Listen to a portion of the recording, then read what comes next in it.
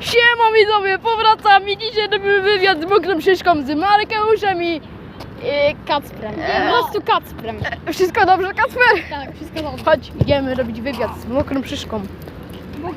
Takim, to jest influencer roku 2026, mówię wam. Najlepszy influencer na świecie.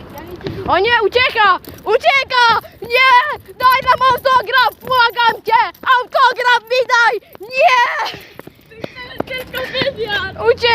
Uciekła od nas. Uciekła.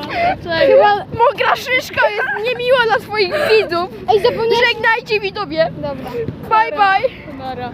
Mokra szyszka. Może jak kiedy spotkamy mokrą szyszkę, to jeszcze coś nagramy. Nała.